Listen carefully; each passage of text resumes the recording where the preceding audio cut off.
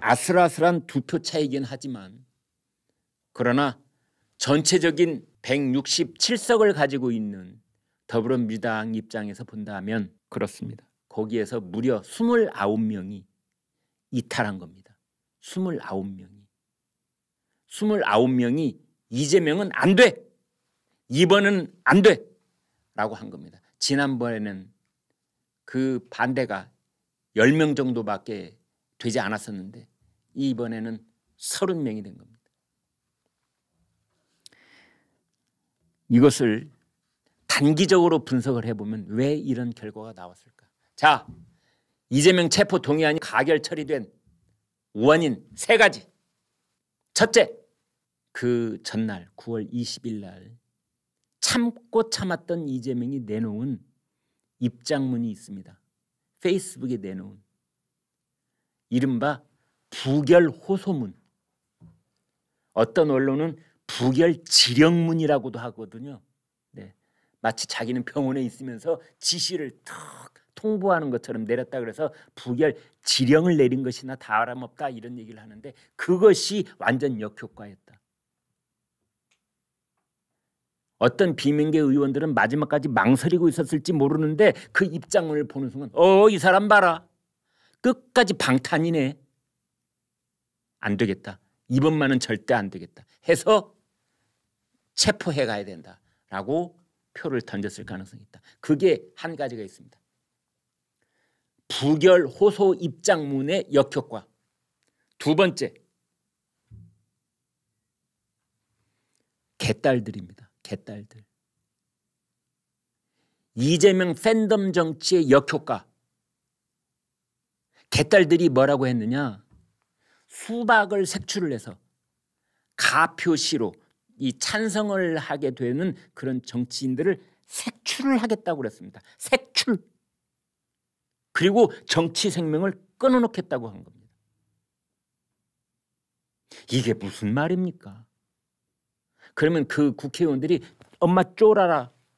아유, 나 망설이고 있었는데 부결해야 되겠다. 이렇게 되느냐? 그렇지 않다 이거죠. 이건 비밀 투표다. 그래서 개딸들이 쌩 난리들을 치니까 그냥 겉으로는 아무 말 않고 가만히 있었던 겁니다.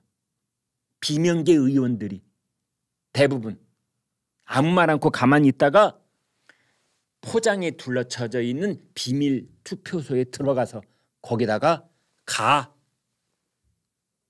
찬성 이렇게 썼던 것이다. 그때 비밀 투표소에서 비명계들이 자기 본심을 투표용지에 표시한 것이다. 이게 두 번째 요인. 세 번째는 그렇습니다. 그동안 말이죠. 친명계가 원외 지구당 위원장이든 아니면 원내에 지금 배지를 달고 있는 금배지를 달고 있는 사람이든 가리지 않고 친명계가 비명계 현역 의원이 있는 지역구를 쑤시고 다녔거든요. 자기한테 조금이라도 유리한 지역구가 있으면 그 지역구가 비어있는 곳이든 아니면 현역 비명계 현역 의원이 있는 곳이든 상관치 않고 휘젓고 다닌 겁니다. 대표적인 사람이 김의겸. 나중에는 좀 변화가 있었습니다만 이미 비명계가 있는 군산에 가서 자기가 출마하겠다고 그러고 다녔잖아요. 이런 것들이 누적됨에 따라서 비명계들이 다 돌아선 것이다. 결국은 이재명을 끝까지 지키느냐 이재명을 버리느냐 이 판단을 더불어민주당 의원들이 할 때 무엇을 근거로 해서 이 판단을 내리느냐 이재명이 나쁜 놈이냐 아니냐 물론 그것도 판단의 근거 중에 하나이겠지만 그보다 더 중요한 것은 어떻게 해야 나한테 공천이 올 것인가입니다. 그것도 내가 당선될 가능성이 높은 곳에 내가 공천을 받을 수 있을 것인가. 내가 이재명 등 뒤에 병풍처럼 줄을 서야 될까. 이재명이라는 동아줄을 깍 붙잡고 있어야 될까. 아니면 이건 썩은 동아줄이 하고 잘라버려야 될까. 이 판단은 오로지 자신이 내년 4월에 치러질 총선에서 또 공천을 받을 수 있을지의 여부와 직결되어 있는 것이다. 이제 이런 판단인 겁니다. 중앙일보 사설 하나 보여드리겠습니다. 체포 동의안 가결, 회복이 어려울 정치적 상처 입은 이재명. 이재명 끝났다 이런 뜻입니다. 그것을 좀 완화해서 저런 표현을 쓴 것 같습니다. 회복이 어렵다, 회복 불능, 정치적 상처를 입었다 이런 내용이거든요.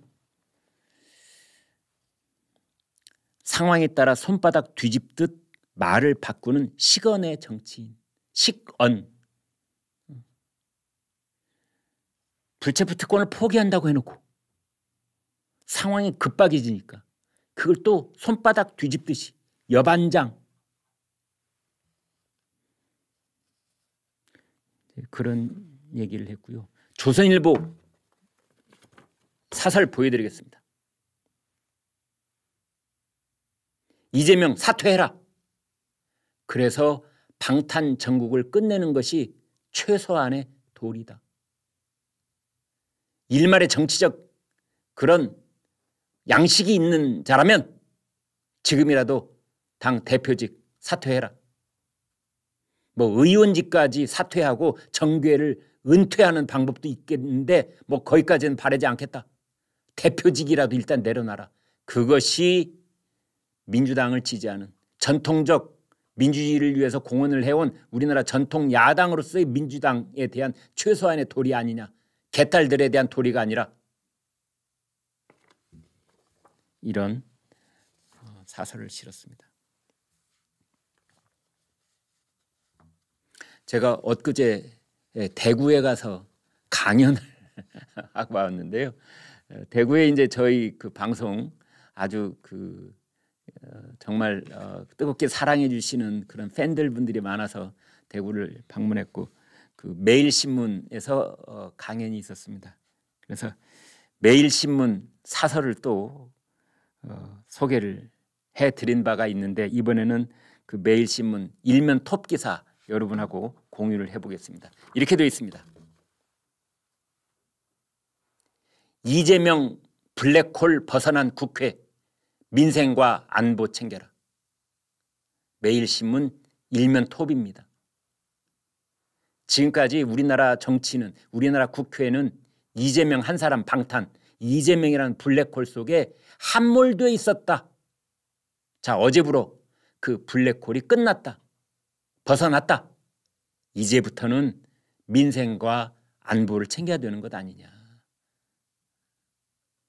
제가 오늘을 아침에 중앙지 지역신문 10여 개를 사설을 쭉 봤는데 그 미래까지 살피는 그런 일면 제목 중에 가장 눈에 띄는 제목이 아니었나 이런 생각이 들어서 여러분과 공유를 했습니다.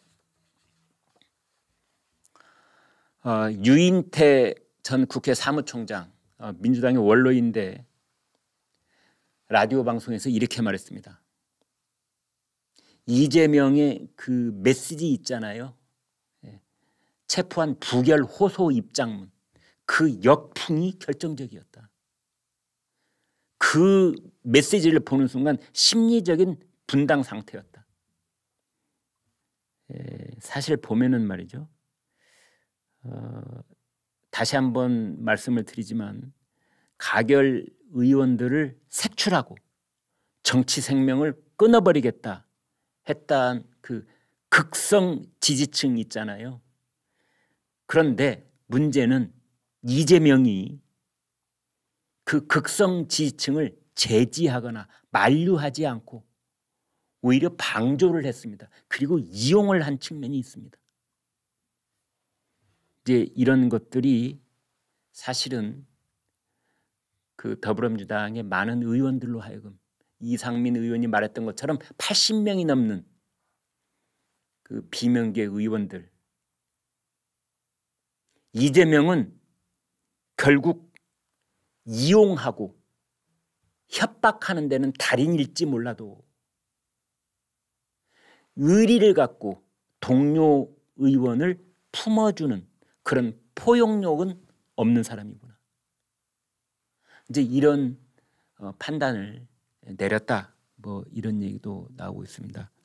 그 이재명은 나 의학 전문 기자 김철중.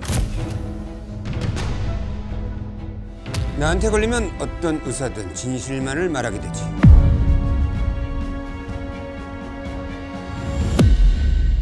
진실의 방으로.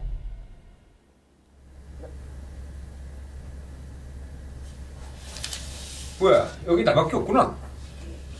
에이.